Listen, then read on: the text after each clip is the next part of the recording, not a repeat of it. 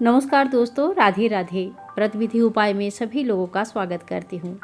आज के इस वीडियो में हम सुनेंगे कि अगर हम लड्डू गोपाल जी को घर पर लाना चाहते हैं, उनका पूजा करना चाहते हैं, तो हम लड्डू गोपाल जी की पूजा किस तरह से करें।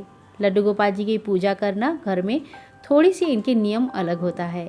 बाकी भगवान का हम सुबह और शाम को पूजा करते हैं, धूप दीप आदि दिखाते हैं, भोग चढ़ाते हैं, मंदिर को साफ़ सफाई कर लेते हैं और हमारी पूजा हो जाती है। लेकिन लड्डू गोपाल की पूजा इस तरह से नहीं होती है।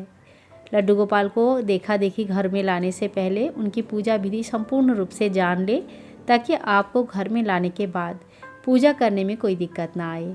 लड्डू गोपाल जी को संतान प्राप्ति के लिए, उज्जवल भविष्य के लिए, धन संपत्ति के लिए, घर के लिए, यानी कि मन में सुख समृद्धि और भौतिक सुख संपत्ति के लिए भी बहुत लोग लड्डू गोपाल जी की पूजा करते हैं।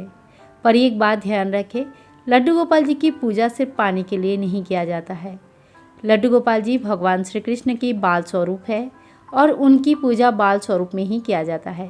आपका स्नेह, आपका प्यार और आपका जो मातृवात्सल जो मनोभाव होता है, उसी से भगवान खुश होते हैं। भगवान का ये एक स्वरूप ऐसा है जो इस विश्व ब्रह्मांड को चलाते हैं। वो आपके छोटे बच्चे के रूप में आपके घर में विराजमान होते हैं। यह संपूर्ण आपके भाव, आपके विचार के ऊपर निर्भर करता है कि आपको मनोकामनाएं, मनोवांछाएं कब पूरी होगी। लड्डू गोपाल की पूजा जो दिल से करते हैं और पूरे विधि विधान से करते हैं, उनकी सभी प्रकार के सात्विक मनोभावनाएं, मनोकामनाएं पूरी होती है। आइए शुरू करते हैं आज के वीडियो। अगर आपको लड्डू गोपाल जी गिफ्ट में मिल जाता है तो ये बहुत अच्छी है। लेकिन अभी बहुत लोगों का क्वेश्चन आता है, क्या हम उतने दिन तक वेट करें जब तक हमें कोई लड्डू गोपाल गिफ्ट ना करे। तो जी बिल्कुल नहीं। आपके मन में जो ठाकुर जी की सेवा का भाव आया है, इसी से यही संकेत आपको समझ लेना चाहिए कि ठाकुर जी आपके घर आने के लिए राज़ी हो गए हैं। आप इसी बात से खुश हो और अगर हो सके तो वृंदावन से भगवान की मूर्ति ले आए।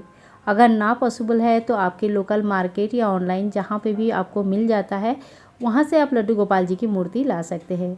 मूर्ति लाने से पहले मूर्ति की क्वालिटी और थोड़ा चेक कर ले, क्योंकि आजकल बहुत ही लो क्वालिटी की मूर्ति भी सस्ते में मिल जाते हैं, खास करके ऑनलाइन। तो इस बार का ध्यान रखें कि गोपाल जी बार बार चेंज नहीं होती है। आपको ये गोपाल जी जो घर पर स्थापित किया है, उनकी पूजा कंटिन्यू करना ही अच्छा रहता है।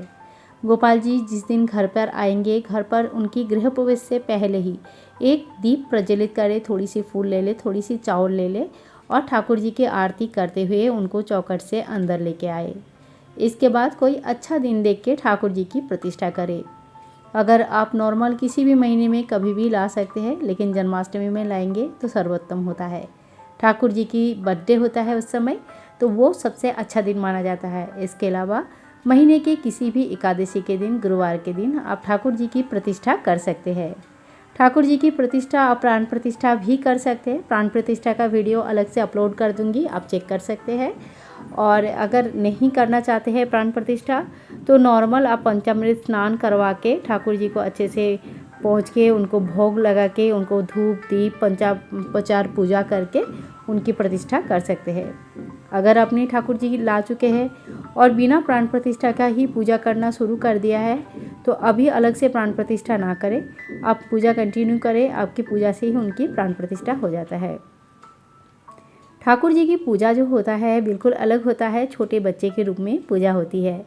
आप सुबह से लेकर रात तक इनकी कुछ नियम रहते हैं जिन्हें आपको फॉलो करना चाहिए। सबसे पहले मॉर्निंग में उनको नींद से उठाए, समय के हिसाब से बच्चों को जैसे उठाया जाता है इसी तरह से बड़ी प्रेम से ठाकुर जी को उठाना चाहिए। मॉर्निंग में नींद से उठने के बाद थोड़ी सी तुलसी दल युक्त पानी पिलाए और उसके बाद दूध या माखन, मिश्री इत्यादि की कोई भी बाल भोग जो होते हैं सुबह का, वो बाल भोग आप उनको ज़रूर लगाए। इसके बाद थोड़ी देर बाद उनको स्नान करवाए। ठाकुर जी अगर घर पर है तो डेली स्नान करवाना आवश्यक होता है। गर्मियों में आप थोड़ी सी हल्का सा ठंडा पानी से, ठंडियों में हल्का सा गर्म पानी से स्नान करवाए और मौसम के हिसाब से उनको कपड़े भी पहनाएं। मार्केट में बहुत सारा उलन कपड़े, कॉटन के कपड़े, सभी तरह का मौसम के हिसाब से कपड़े अवेलेबल होते हैं। आप मौसम के हिसाब से ही ठाकुर जी की सेवा करें।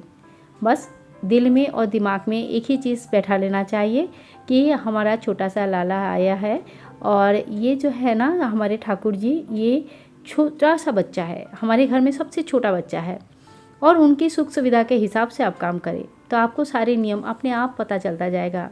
बिस्तर कैसे लगाना चाहिए, ठाकुर जी को जब लेके आ रहे हो आप उनके लिए बिस्तर ज़रूर लाए।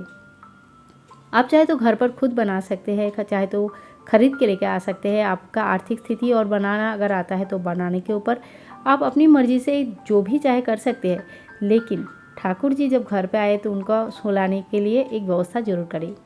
उनके लिए अलग से एक पात्र ले लें जिसमें आप उनको भोग लगाएंगे। इस तरह से ठाकुर जी को सुबेरे का एक बाल भोग लगाया जाता है, स्नान के बाद एक भोग लगाया जाता है।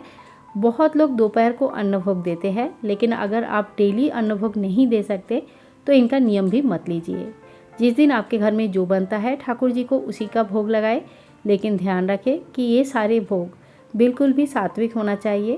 इसमें किसी भी प्रकार का प्याज, लहसुन या कोई अन्य पदार्थ ऐसे जो कि नॉनवेज टाइप के हो या जो सात्विक भोग ना हो, बासी हो या पैकेजिंग फूड हो, इस तरह का फूड ठाकुर जी को भोग में कभी नहीं लगाना चाहिए। रोज़ का बना हुआ घर का ताज़ा फ्रेश भोग ठाकुर जी को आप लगा सकते हैं। ठाकुर जी को लगाया हुआ भोग आप उनके पास 10 मिनट के लिए कम से कम रख दें और उसके बाद जो उनके भोग है वो घर के सभी मेंबर में बांट दें। इससे घर के सभी मेंबर का स्वास्थ्य और मानसिक स्वास्थ्य होता है, दोनों अच्छे रहते हैं। घर में पॉजिटिव ऊर्जाएं रहती है और नेगेटिव ऊर्जाएं चली जाती है। संध्या आरती करना एकदम कंपलसरी होती है। शाम को आप जितनी बजे भी घर में वापस आओ, आके एक धूप दीप ठाकुर जी को जरूर दिखाएं। अगर आप घर पर ही रहते हो, ऑफिस नहीं जाते हो, तो आप शाम को सूर्यास्त के थोड़ी देर पहले जब गोधूली वेला होता है उस समय ठाकुर जी को धूप दीप घंटा ध्वनि शंख ध्वनि से एक बार आरती जरूर करें। ठाकुर जी का समय समय पे आप नज़र भी उतार सकते हैं। नज़र उतारने के लिए आप चाहे तो शंख से नज़र उतार सकते हैं। छोटी सी जो दक्षिणावर्ती शंख आता है, इसमें थोड़ी सी पानी लिए ठाकुर जी के चारों तरफ 3 बार घुमाएं, पानी को साइड में छोड़ दें किसी पात्र में। उस पानी को बाद में तुलसी या किसी पौधे में डाल सकते हैं।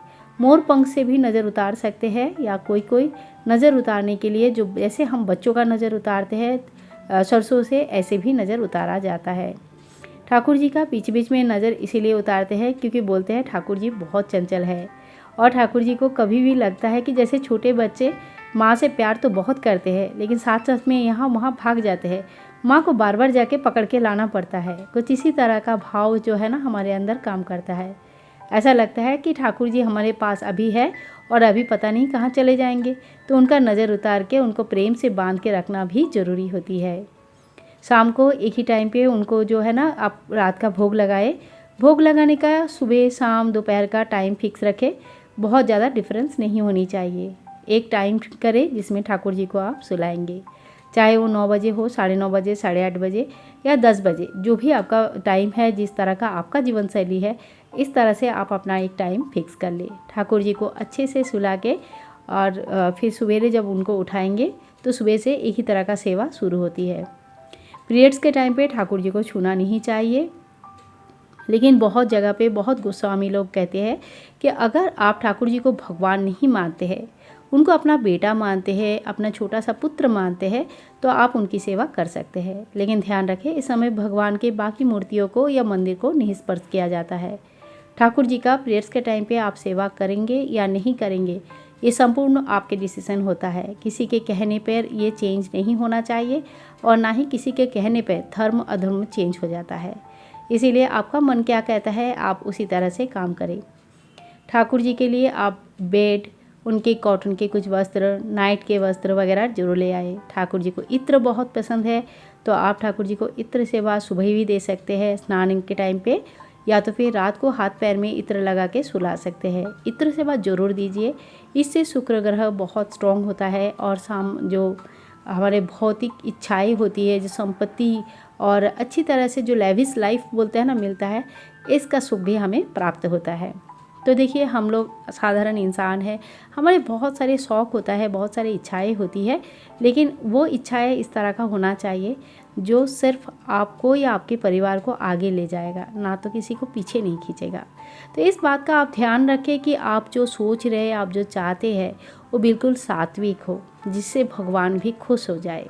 ऐसा कुछ अगर चाहते हैं, आपके घर नहीं है, आप घर चाहते हो ठाकुर जी के पास, इसमें कोई बुरी बात नहीं है। लेकिन हाँ, कि आप घर चाहने के साथ साथ किसी और का घर बिगाड़ने के लिए कभी नहीं चाह सकते। इससे कभी भी मन का इच्छा पूरा तो होता ही नहीं है, साथ साथ में उल्टा फल देने लगता है। इस बात का आप बिल्कुल ध्यान रखें।